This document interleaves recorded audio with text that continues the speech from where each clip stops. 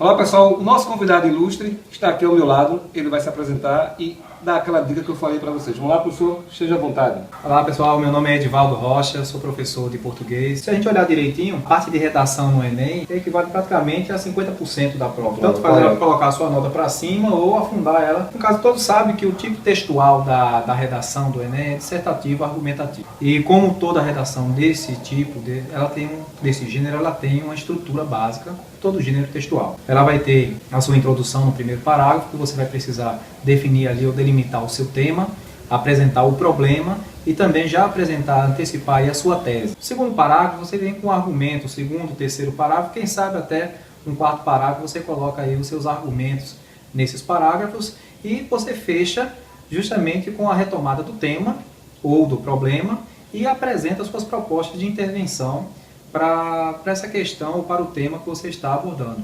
Claro, relacionados ao problema que você elenca aí nessa situação redacional. Se você prestar atenção direitinho, essa redação, a parte do argumento, ela equivale, Hernani, a praticamente, no mínimo 50% do seu texto. Prova, né? 50% dessa parte da redação, prova, né? Então, você tem praticamente metade da prova, metade da redação em cima da argumentação. E hoje o que eu considero importante é como desenvolver um repertório argumentativo. Porque hoje o candidato ele se depara no máximo com previsões, com dicas sobre qual vai ser o tema da redação do Enem. Mas no final das contas vai caber o aluno ter um repertório argumentativo para, independente do tema que cair, ele conseguir desenvolver também. Veja bem, Edivaldo, e quais são essas dicas, né, para que o aluno ele possa ter esse repertório, rechear o seu repertório? Bem, uma coisa, o aluno ele precisa fazer aquela garimpagem, né? Para justamente ele ter um hábito de pesquisa, ele ter um hábito de leitura. Eu sei que nesse contexto de preparação para o Enem, o candidato ele está extremamente atarefado, né? Ele está preocupado com o cálculo, né? Aí tem que acessar o matemática grátis, né? Para poder dar uma revisada em alguns cálculos. Ele está preocupado com aquelas questões de exatas, que são algumas questões são bem física, complexas, não desmerecendo as outras, isso. Mas essa parte argumentativa ele também não pode desprezar. E eu trago como uma sugestão para o FERA, para o candidato, a questão da pesquisa em jornais. Então, por que o jornal? Porque o jornal ele é uma fonte de informações que você pode utilizar das coisas mais básicas do dia a dia, do cotidiano, até coisas mais complexas, né? Porque ele tem esse leque de oferta. Então, uma das coisas que você pode apreciar é a questão das notícias. A notícia é uma fonte aí inesgotável que você tem todos os dias de informação e é apresentada aí de uma forma muito básica. Mas aí você chega para mim e fala assim, professor, eu não tenho condições de ler todos os jornais, de pegar todas as informações. Eu dava essa pergunta aí já. A gente fica o dia todinho, né? A gente fica o dia todinho e se você olhar direitinho, é uma notícia sai em cima da outra, vem aquele plantãozinho da Globo, vem um plantãozinho do G1 e não importa o que você está assistindo, mas sempre tem uma informação nova adicional, surgindo, né? A gente chama informações instantâneas, né? Isso, que é o tempo todo, né? É o tempo Tá sempre real, se atualizando, né? Em tempo real. Então, o que acontece? O candidato ele precisa também usar algumas estratégias. Quando a pessoa vai ler uma notícia, ele tem que estar atento à estrutura dessa notícia. E toda notícia, a gente sabe que ela tem um título, ou a sua manchete, tem a lead e o corpo. O título, e claro, não precisa de maiores explicações, o título e a manchete é isso que vai chamar a atenção para o nosso leitor, né? O alto, por exemplo, como essa daqui, o alto custo do sedentarismo.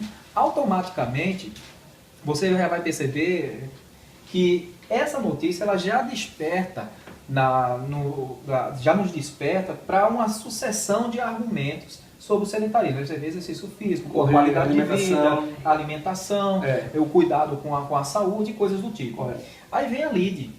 A lead sempre é um resumo dessa notícia. Então a dica é a seguinte, se você não tem tempo de passar todas as notícias que lhe interessam, o que você faz? Dê uma olhada no lead. Porque a lead, como a gente sabe, ela tem aquela função de apresentar quem, quando, como, o que, porquê, onde, e ela está alojada justamente no primeiro parágrafo da notícia.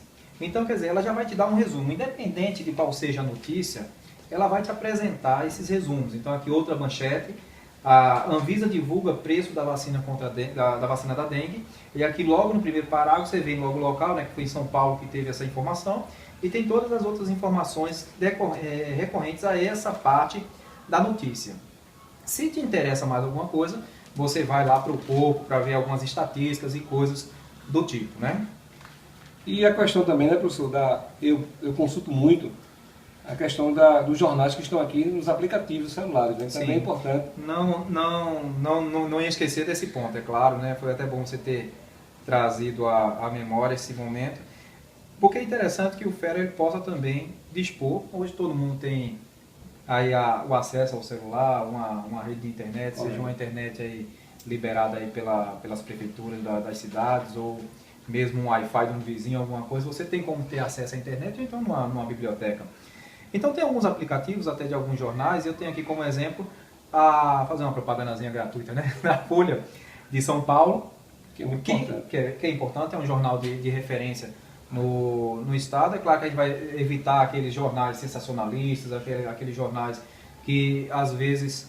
É claro que todo jornal tem uma tendência, né? Mas a gente vai evitar aqueles que estão... Tem mais caráter policial, né? É o que eu chamo de tabloide, né? Os tabloides que às vezes não informam, não dão a notícia corretamente. Isso, muito bem. Às vezes não tem até o cuidado, o cuidado de trazer as coisas como são. Então, o que acontece nessas mídias de jornais? Do mesmo jeito, como ele sabe que o leitor da internet é um leitor que faz uma seleção, ele apresenta, não sei se você consegue visualizar daí, a lead, é claro, com muita estrutura, e na parte do corpo ele vai aqui trazer um parágrafo e meio, ou 2 parágrafos, até um pouquinho mais sucintos, mas é um assunto que lhe interessa. Aí você, pelo menos nesse aplicativo, você clica no continuar lendo e você tem aí um aprofundamento da notícia e até comentários de alguns leitores. Isso você pode baixar gratuitamente no seu celular, tem a Folha de São Paulo, você pode baixar Diário também de Pernambuco, Diário de Pernambuco. Tem uns como o Diário de Pernambuco e o Jornal do Comércio, que eles têm poucas notícias, porque ele está interessado em vender o aplicativo, que você tem um custozinho ali para ver, você vai ser um assinante premium. Mas como Folha de São Paulo, BBC News, você pode também baixar o The New York Times e o The Le Monde e outros, que você vai ter essa influência. E vai ter essa referência, a nível de mundo também. A nível de mundo também. Professor, e esses jornais que são tendenciosos, né? Esses que são muito sensacionalistas e que ficam apenas numa vertente, fica ruim para o Fera, né, esses tipos de notícias? Olha, com certeza, todo jornal ele tem uma linha, né? Ele vai seguir o a favor, vai seguir contra. Então é interessante que você tenha mais de uma fonte. Veja, por exemplo, essa daqui, que é um assunto recente, que está realmente tirando o sono de muitos trabalhadores, que é a notícia sobre a elevação da jornada de trabalho. Jornada de trabalho, jornada de até 12 horas de trabalho. Para um leitor desatento, ou para aquele ouvinte, às vezes, do telejornal, que está mais preocupado em chamar a audiência, que essa semana mesmo eu vi, olha, governo Temer vai aumentar a jornada de trabalho para 12 horas diárias. Você vai pensar o quê? Que pelo mesmo salário você vai aumentar... 12 horas. Você vai ter que trabalhar 12 horas. Só que quando você vai lá para os detalhes da notícia, que não está lá na manchete está lhe chamando para isso, é a função dela também, você vai ver que essa proposta das 12 horas não é trabalhar 12 horas pelo preço de 8. Ele está fazendo um acréscimo, como a gente já está visualizando, em cima das horas extras, né? No lugar de você poder fazer 2 horas extras diárias, você pode fazer até 4 horas extras diárias. Mas para isso é necessário que você tenha esse cuidado de ver o que a informação está realmente passando. Não ficar somente atento a isso que a gente chama de manchetes, né? Então, isso é o que a gente chama de armadilha, né? Isso, é uma armadilha. Então você filtrar justamente essas tendências sensacionalistas, filtrar essa necessidade que a mídia tem de chamar a atenção, e ela precisa disso, ela vive disso, mas você precisa se aprofundar para ver realmente o que está falando. Para que se você for mencionar algo do tipo dessa matéria no Enem, você não cometer a gafe de ser pessoal, né? Não, nem de ser pessoal, de colocar uma informação que não é a real. Não condiz. Mas é interessante que o estudante, é interessante que o candidato ao Enem, esse rapaz que está se preparando, isso, né? Essa moça que está se preparando aí para o Enem, esteja atento a essas coisas. Jornais, seja na mídia impressa, ou seja na mídia virtual, você tem aí uma fonte de argumentos inesgotáveis. Você fazer essa apreciação do título, da lead, ter esse cuidado. São os links, né? São os links que você vai fazer. Bem construídos, bem. E também isso serve até a dica para matemática, né? Porque às vezes tem questões de matemática que são baseadas, de física também, que são baseadas em notícias de jornais, de revistas. Então, o Fera tem que estar bem essa manchete checado aí, sobre né? sedentarismo, com Tem tudo a certeza, ver. praticamente todo o Enem cai uma questão Olha, sobre a questão do cuidado da saúde. E Né? pode haver um link aí, né? Para você calcular a massa, calcular a densidade. Então, esteja atento a tudo isso, ok, Fera? Professor, muito obrigado pelas dicas. Então, Fera, não esqueça, viu?